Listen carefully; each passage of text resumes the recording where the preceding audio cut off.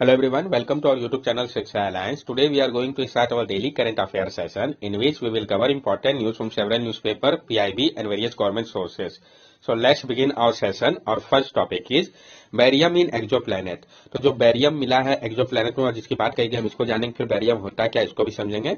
Scientist have detected barium in the upper atmosphere of 2 giant exoplanet for the first time. Scientist ने detect किया है barium को upper atmosphere में 2 giant exoplanet में पहली बार। ये बैरियम है क्या? It is 2.5 times heavier than iron and it is the heaviest ever detected element. Barium salt are used in firework to generate green light. ये जो है 2.5 times heavier होता है आयरन से और ये heaviest ever detected element है जिसको अभी तक डिटेक्ट किया गया है।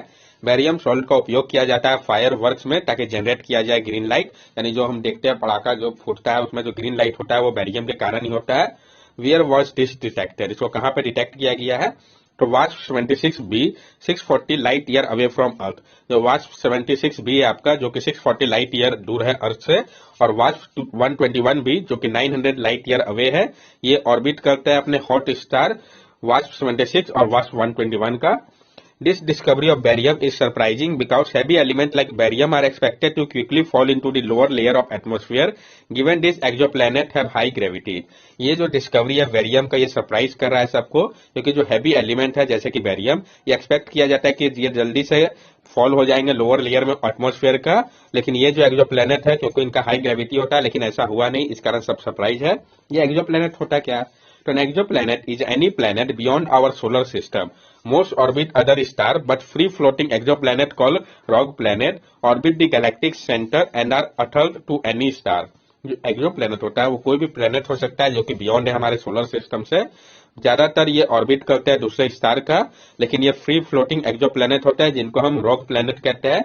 ये ऑर्बिट करते हैं गैलेक्टिक सेंटर का और ये अनटिटल्ड होते हैं किसी भी स्टार से। Why study exoplanet? क्यों स्टडी करना चाहिए एक्सोप्लैनेट को? Research for exoplanet is driven by the possibility that life में एग्जिस्ट बियॉन्ड अर्थ। जो सर्च है एक्सोप्लैनेट का ये इस पॉसिबिलिटी को लेकर किया जा रहा है कि जो लाइफ है वो एग्जिस्ट हो सकता है अर्थ के बियॉन्ड भी। नेक्स्ट टॉपिक है हमारा माँ भारती के सपूत वेबसाइट। तो हम जानेंगे इस वेबसाइट के बारे में, पीआईबी की न्यूज इंपॉर्टेंट हो जाता है। The defence minister launch the Maa Bharati ke Sapoot website www.maabhartikesapoot.mod.gov.in for contribution to the arm force battle casualty welfare fund. किसने लॉन्च किया है? तो डिफेंस मिनिस्ट्री ने लॉन्च किया है माँ भारती के सपूत वेबसाइट को कंट्रीब्यूशन के लिए arm force battle casualty welfare fund पे। की हाईलाइट इसका क्या है? तो online the website will enable people to contribute online directly to the fund. जो वेबसाइट है ये इनेबल करेगा पीपल को कि वो कंट्रीब्यूट कर सकते हैं ऑनलाइन डायरेक्टली फंड पे। Conventional system beside online donation the conventional system of donation will continue. और ऑनलाइन डोनेशन के अलावा जो कन्वेंशनल सिस्टम है डोनेशन का वो कंटिन्यू रहेगा। आपका ये जो arm force battle casualty welfare fund है इसके बारे में हम जान ले। It is a tri service fund with utilise to grant immediate financial assistance to the family of soldier sailor airman who lay down their lives or get grievously injured in active military operation.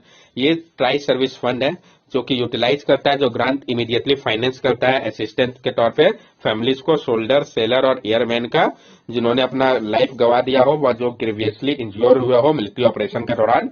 The Indian Army on behalf of the Ministry of Defence, the Department of Ex-Servicemen Welfare is maintaining an account for the fund. और जो Indian army है ministry of defence के behalf में department of ex serviceman welfare वो maintain करता है इस account को फंड का। नेक्स्ट टॉपिक है हमारा submarine launch ballistic missile test. PIB के लिए इंपॉर्टेंट हो जाता है तो हम जानेंगे जो सबमराइन लॉन्च बैलिस्टिक मिसाइल का टेस्ट किया गया इसके बारे में। Nuclear powers INS Aryan carry out successfully launch of submarine launch ballistic missile test. जो हमारा न्यूक्लियर पावर आईएनएस आर्यन है इसने अभी हाल ही में कैरी किया है सक्सेसफुल लॉन्च को submarine launch ballistic missile test का। सिग्निफिकेंस इसका क्या महत्व हो जाता है? It will help in a robust survival and assure retaliatory capability in keeping with India's policy to have credible minimum deterrence that underpin its no first use commitment. ये जो है मदद कर रहा है एक robust survival और assure retaliatory capability को ध्यान में रखते हुए इंडिया के पॉलिसी को credible minimum deterrence को जो कि अंडरपिन करता है no first use commitment को।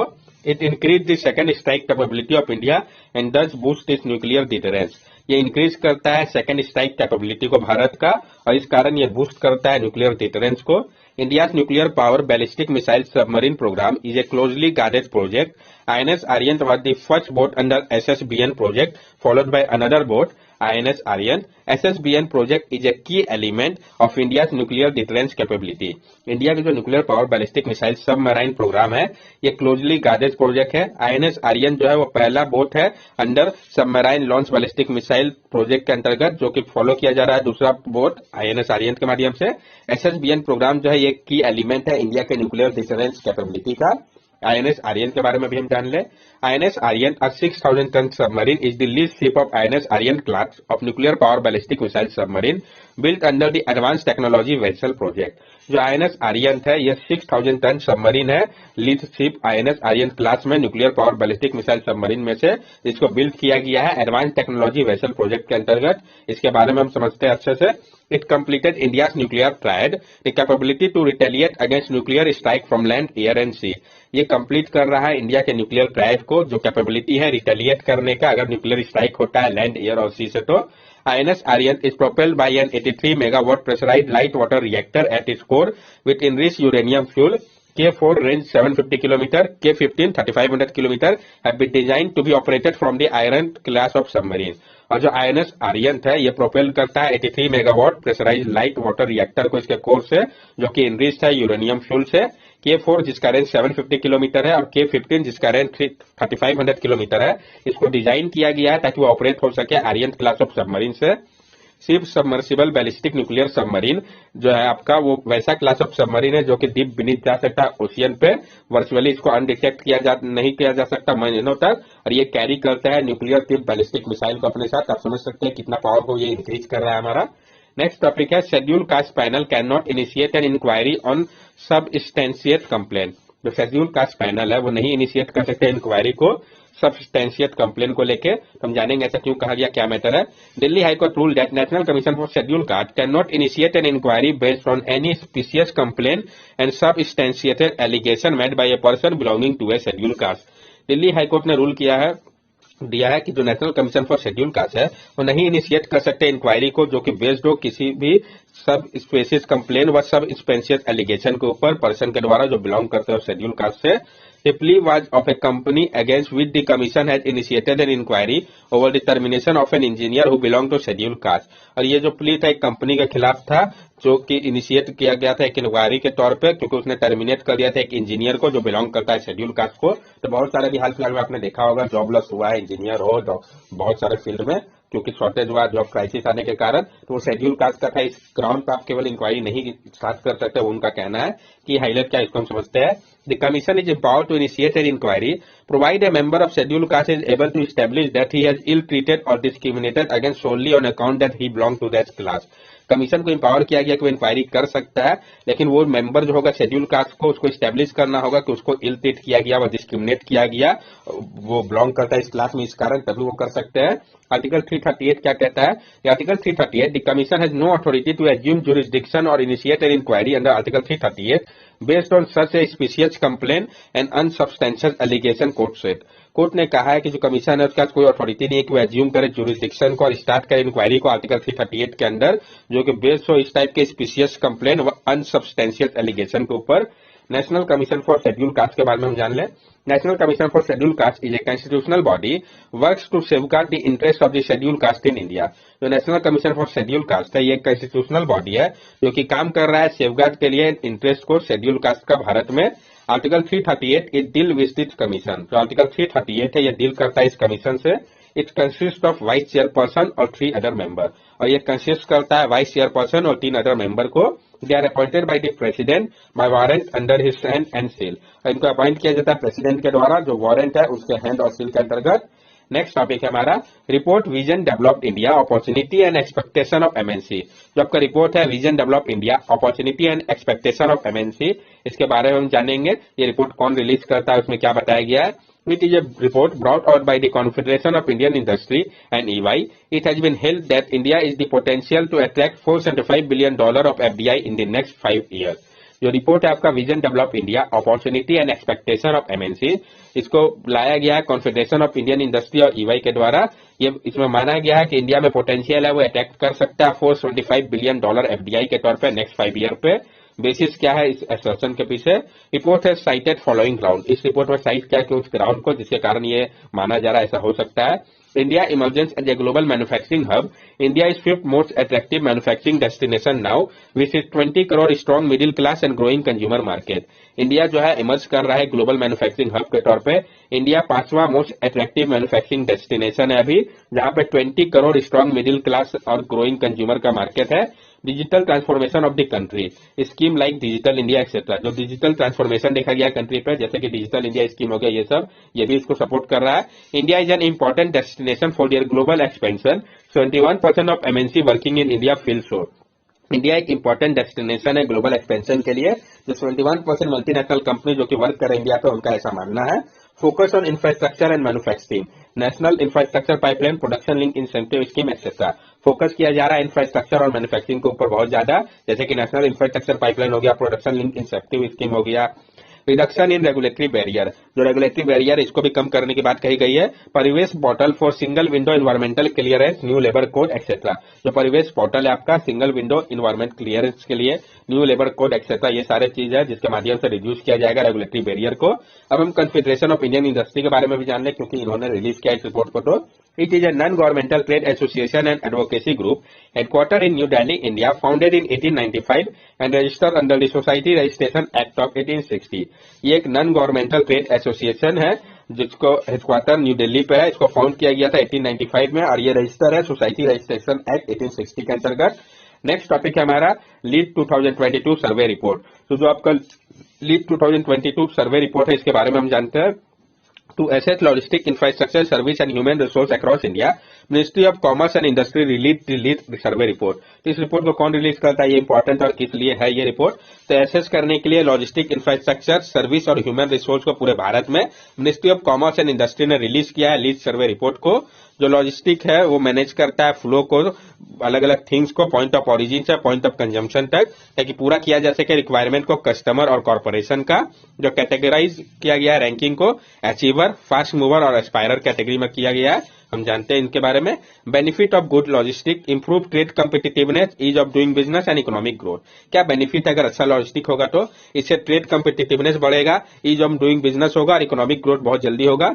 क्या रिकमेंडेशन दिया गया है? Draft state specific logistic policy in line with national logistic policy 2022, develop grievance redressal system in line with ease of logistic E log portal, establish a dedicated land bank. Draft करने की आवश्यकता है कि state specific policy को, जो कि national logistic policy 2022 के जैसा हो। डेवलप करना है ग्रीवेंस रिड्रेसल सिस्टम को, जैसा कि ease of logistic E logs portal है उसके जैसा, और इस्टेब्लिश करना है एक डेडिकेटेड लैंड बैंक को, जो कि इसके लिए ही हो। PM Gati Shakti national master plan has the potential to save more than ₹10 lakh crore per year by enhancing logistic efficiency. और जो PM Gati Shakti national master plan है, इसका पोटेंशियल है कि वो बचा सकता है मोर देन ₹10 लाख करोड़ हर एक साल इनहेंस करके लॉजिस्टिक इफिशियंसी को। नेक्स्ट टॉपिक है हमारा infrastructure status to data centre. तो हम जानेंगे जो इंफ्रास्ट्रक्चर स्टेटस है डाटा सेंटर के लिए। इसको data centre with a minimum capacity of 5 megawatt of IT load will be eligible for infrastructure status. जो डाटा सेंटर होंगे जहां पर मिनिमम कैपेसिटी 5 मेगावाट होगा आईटी लोड का, वो एलिजिबल होंगे इंफ्रास्ट्रक्चर स्टेटस के लिए। डाटा सेंटर होता क्या है? डाटा सेंटर एक बिल्डिंग है जो कि एक डेडिकेटेड स्पेस जहां पर बिल्डिंग या ग्रुप ऑफ बिल्डिंग यूज करते हैं हाउस कंप्यूटर सिस्टम का, और ये एसोसिएटेड कंपोनेंट जैसे कि टेलीकम्युनिकेशन स्टोरेज सिस्टम का। प्रेजेंटली इंडिया पर नियरली 500 मेगावाट इंस्टॉल कैपेसिटी है डाटा सेंटर के लिए। इसका क्या सिग्निफिकेंस होगा? Giving infrastructure status enable get easier access to institutional credit at lower rate and for a longer time. जो इंफ्रास्ट्रक्चर का स्टेटस मिलेगा ये इनेबल करेगा उनको कि उनको आसानी से एक्सेस मिल पाए इंस्टीट्यूशनल क्रेडिट का लोअर रेट पे और लंबे समय के लिए। ड्राफ्ट डाटा सेंटर पॉलिसी जो है 2020 का, इसको हम समझते हैं। It aims to make India a global hub for data centre. जो ड्राफ्ट डाटा सेंटर पॉलिसी है 2020 का, इसका मकसद है इंडिया को ग्लोबल हब बनाना डाटा सेंटर के लिए। डाटा लोकलाइजेशन रूल जो है वो मैंडेटरी है ताकि सेटअप किया जा सके डाटा सेंटर को भारत में। नेक्स्ट टॉपिक है हमारा India coal mine are severely under utilise amid push for new one. India के जो कोल माइन है वो बहुत ज्यादा अनयूटिलाइज हो रही है न्यू वन का जो पुश हो रहा है, इसके कारण इसको हम समझते हैं। जो कंट्री है उसने एक्सपीरियंस किया था सप्लाई क्रंच को 2 बार लास्ट ईयर। ये रिपोर्ट सजेस्ट कर रहा है कि जो नया प्रोजेक्ट है अंडर डेवलपमेंट वो अननेसेसरी है, क्योंकि सिर्फ 2/3 जो है करंट कैपेसिटी वो यूज में है। Why did coal India fail to reach its production target last year? क्यों कोल इंडिया फेल कर गया था अपने प्रोडक्शन टारगेट को अचीव कर पाने में लास्ट ईयर? तो जो कंपटीशन का सामना करना पड़ा इसको रिन्यूएबल एनर्जी से, इंफ्रास्ट्रक्चर प्रॉब्लम और लैंड यूज कंसर्न, ये सारे कुछ प्रॉब्लम है जिस कारण ऐसा हुआ था। क्या इश्यू जो कि इससे एसोसिएटेड है डेवलपमेंट को लेकर न्यू कोल माइंस को? तो डिस्प्लेसमेंट का सबसे बड़ा इश्यू है। कोल माइन जो कि अंदर डेवलपमेंट है वो थ्रेटन कर रहा है, कोई डिस्प्लेस करेगा एटलीस्ट 165 विलेज को, जो कि अफेक्ट करेगा 87,630 फैमिली को, जिसमें से 45,508 फैमिली जो है वो रहते हैं प्रीडोमिनेंट पॉपुलेशन ट्राइबल कम्युनिटीज के। जो उपयोग है एग्रीकल्चर लैंड का, इसमें 22,686 हेक्टेयर जो है एग्रीकल्चर लैंड डाइवर्ट करना पड़ेगा। एनवायरमेंटल चिंता भी है कि ये थ्रेटन करेगा 19,297 हेक्टेयर फॉरेस्ट को, और ये कंज्यूम करेगा कम से कम 1,68,041 kilo litre water per day. Compare अगर हम करें डेली वाटर नीड का ओवर 1 मिलियन पीपल का। हिंडर करेगा ये इंडिया के क्लाइमेट टारगेट गोल को भी। ये इंक्रीज करेगा जो डिले हो रहा है क्लीन एनर्जी फ्यूचर को। India 427 million tonne per annum plan new coal mine capacity place करेगा इसको सेकंड में वर्ल्ड पे चाइना के बाद, जो कि एक प्रॉब्लमेटिक हो सकता है क्योंकि आपको पता है रिन्यूएबल पे कुछ ज्यादा फोकस है। तो that's all for daily current affair session. अगर आपको हमारी वीडियो अच्छी लगी हो तो हमारे चैनल सब्सक्राइब करें, हमारे वीडियो को लाइक करें और ज्यादा से ज्यादा शेयर करें। These are our social media link. From here also you can stay connected with us and give us your valuable feedback. Thank you and have a nice day.